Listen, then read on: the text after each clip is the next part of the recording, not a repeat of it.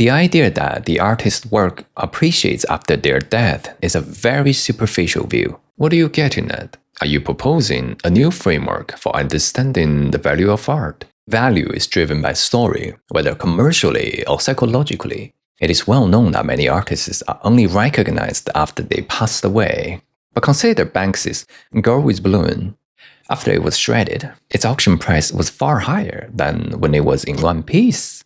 This wasn't the death of Banksy the artist, but rather the death of the artwork itself. And that is an intensively powerful story. But this isn't about story, it's about privilege and control. Capitalism doesn't pay for the story of death.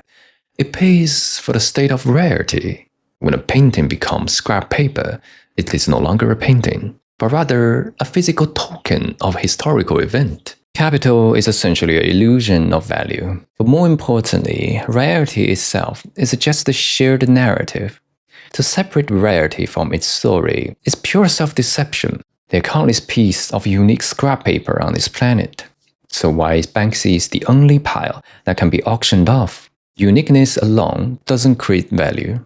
Stories shape human perception, and perception is value.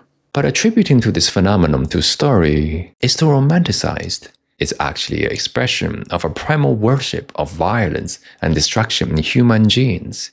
On a biological level, the human brain gets a natural dopamine rush from the collapse of older things. Just as people love watching building explode or race car crash, Banksy didn't build artwork with the story of death. It merely satisfied humanity's subconscious, destructive urge. If humanity pays solely because of a genetic preference for destruction, then the most expensive real estate in the city should be the local garbage dumps. Stories captures human attention, and in an era of tension scarcity, noise is value. In this age of information overload, the painting itself is no longer important.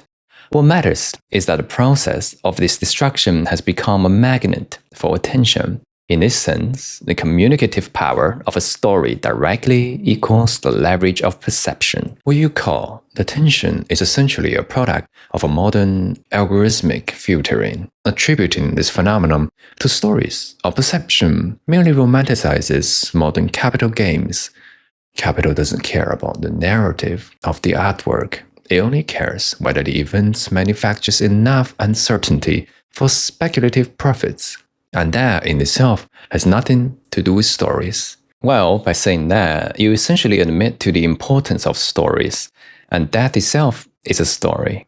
Even from your perspective, capital is just a fictional narrative without a shared story. Money is nothing but a scrap paper. Besides, if capital generally value uncertainty, it would only invest in attacks and total chaos, where extreme unpredictability thrives, but the exact opposite is true. Capital despises uncontrollable risk. Having proposed reverse logic in your own book Balanced Logic, you yourself must be well aware that logic of things is never static. Rather, logic is the slave to desire. Capital inherently possesses the capacity to favor both certainty and uncertainty simultaneously. You're blurring the difference between controllable and uncontrollable chaos. Mass chaos is uncontrollable, whereas Banksy's shredder merely provided a controlled environment for people witness destruction. Which brings us right back to where we started. Why is the disjointed piece worth more than the complete one?